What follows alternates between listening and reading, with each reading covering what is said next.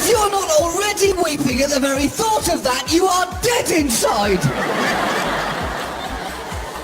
And yet it doesn't even have to be that moving. You could show me a deserted bowling alley.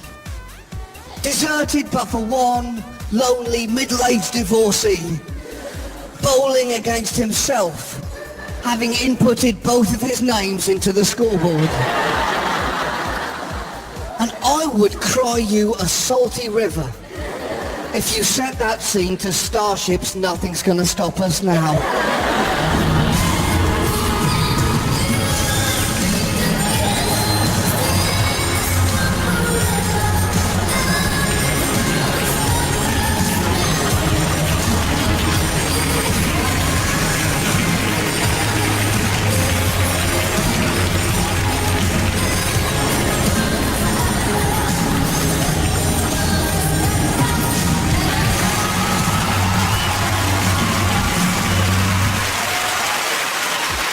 Let it out, New York!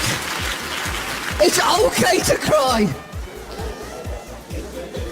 And yet, is it not incredible that this undeniable power that schmaltzy music has not already been harnessed by politicians? Now, I can prove to you just how devastating it would be. I have an extract here from one of Bush's recent State of the Union addresses. By fighting these terrorists in Iraq, Americans in uniform are defeating a direct threat to the American people. Really? Against this adversary, there is only one effective response. We will never back down, we will never give in, and we will never accept anything less than complete victory. Now, whatever your individual response to that is, listen to it again, but this time backed by a power ballad.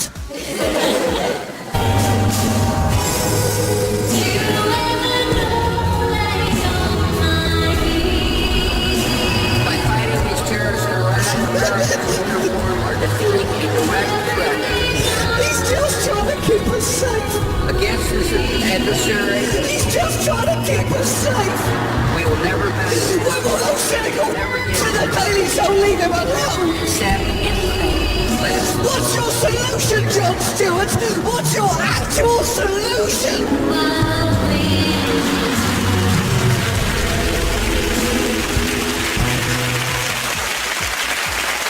This power is ferocious. Let us hope and pray that Bin Laden does not set his next video to foreigners I want to know what love is.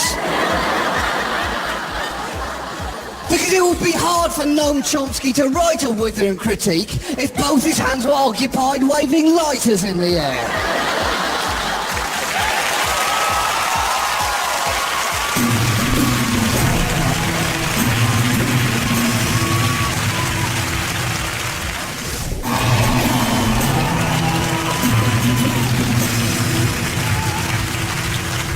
These are great days for exaggeration. In fact, I'll go further than that and say these are the greatest days for exaggeration in the history of the planet Earth. Another terror attack on the Western world seems increasingly inevitable. If inevitability can in fact increase. If this is religion's fault, then France have done something very interesting recently, and they have banned the wearing of religious clothing in all of their schools. So it's all gone. The cross, the burqa, the baguette, the yarmulke, all gone. The baguette. Isn't comedy fun?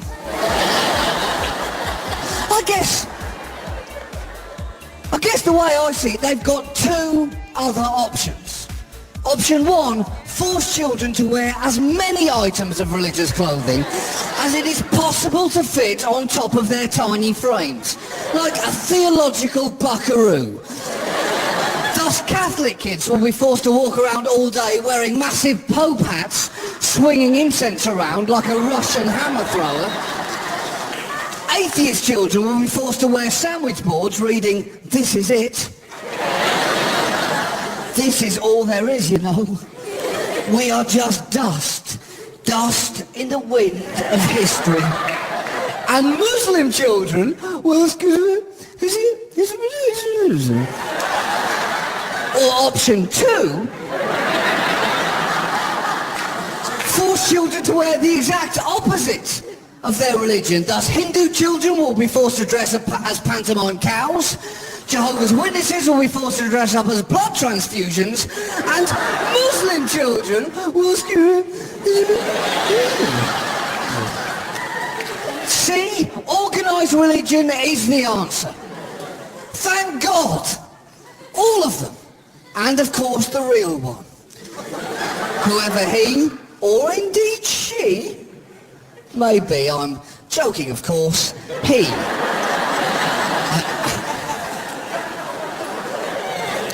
But to find out more about this horrendous situation, please give a warm response to Professor Andy Zaltzman.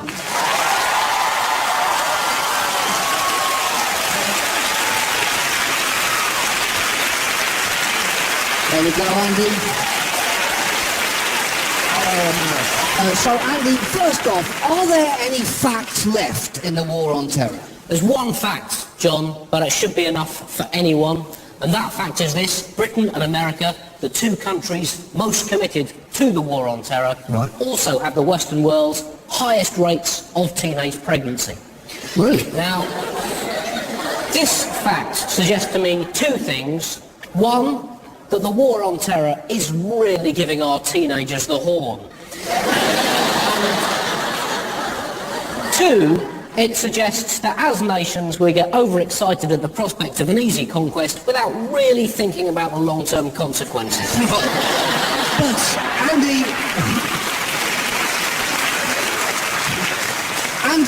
you are a man of science. Is there any hope left? The war on terror, contrary to popular belief, is actually based on a rock-solid scientific principle. All right. Namely, the wasp's nest principle, which states that if you've been stung by a wasp, the best thing to do is to follow that wasp back to its nest and hit the nest with a big stick. And then just keep repeatedly hitting the nest with a big stick until the stripy little turd has learnt its lesson. I'll tell you what else makes perfect hard-boiled egg scientific sense, John. Right. And that is curtailing civil liberties. Right, you're going to have to explain that. Right, okay.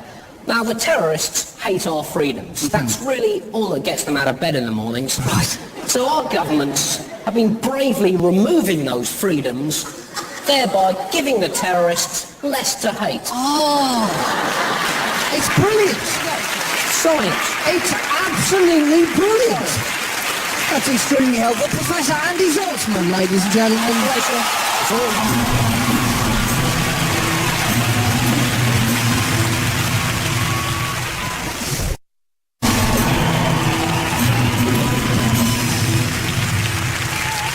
Constant question you get asked as a comedian by journalists is always the same, and it's, when did you first realise you wanted to be a comedian? And you never hear the honest response from people, which is, well, when all the career dreams my parents had for me died in the gutter like a fairgrounds fish. You tend not to hear that. Perhaps you should hear it more. But of course, the truth is no child wants to be a comedian. If you have a child who wants to be a comedian, you have a terrible child. Because when you're little, life is inherently funny. I remember the first time I saw an adult fall over thinking, wow, maybe everything's gonna be all right. And anyway, you only have a two-pronged career strategy as a child. One is to become an ice cream tycoon, and the other is to become a giraffe. And now, if you get close to either of those, you're probably going to be happy. I didn't even want to be those. What I wanted to be when I was growing up was an athlete. And you, New York, yes I did. I did not care for that judgmental silence one bit. Really? An athlete, John. Oh, interesting. An athlete. And the word athlete means the same in Britain as it does here, does it? To achieve through athletic prowess. Really? And what sport was it in Britain which rewards a concave chest?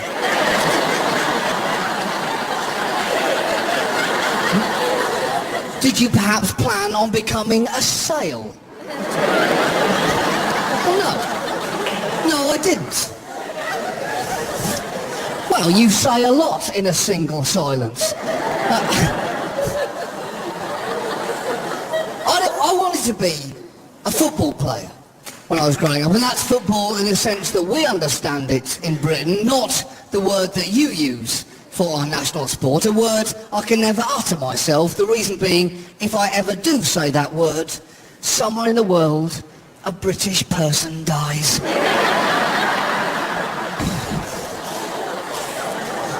But I can pinpoint the exact moment when I realised I would never make it as an athlete. It was the Goldington Middle School Sports Day of 1988. I was in the 400 metres and I really thought I could win this race. The whole school was watching, everyone's parents, everyone's families were there. And we lined up on the starting line in our little white shorts and white vests, because it turned out we were the self-parodies you have portrayed us as in your films. Pasty, pasty children with near translucent skin. You could stand in front of a line of us and find yourself thinking, you may have kidney trouble in later life. The point is, as the race began, I ran as fast as I could. At 100 metres, I was in the lead. At 200 metres, I was even further in the lead, and I even tried to steal a look back across the track to catch my dad's eye, to let him know I was thinking of him, that I wanted to make him proud. And then, at 250 metres, I felt this sudden rush of air. The kind of rush of air you usually associate with exiting a shower. Because what had happened was, New York, for reasons which have never been adequately explained to me, the standard issue sports short given to British children in the 1980s came with a slit down the front of it.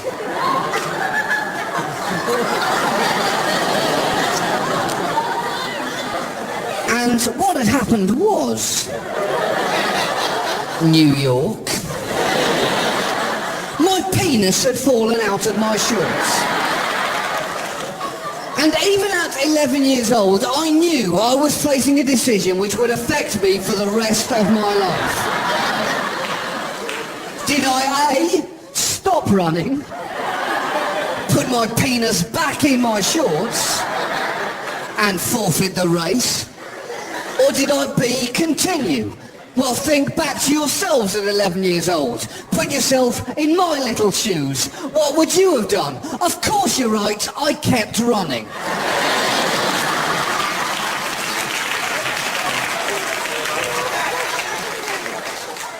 As I rounded the final corner, an audible gasp was emitted from the spectators. Let me remind you, the entire school and everyone's families. And it was at that exact moment that my 11-year-old penis started beating out a metronomic rhythm on the inside of each of my thighs, at least proving that technically I was running a sound race. Sadly, that detail was lost under the circumstances. And as I put my sprint finish together, that beating motion turned into a kind of swoop. Let me tell you, once you've started that, it's basically impossible to stop. And I crossed the finish line like a determined helicopter. In 4th place. So it was at that exact moment that I realised I would never make it as a professional athlete, but that there might be a career for me in comedy if I was willing to subject myself to sufficient humiliation.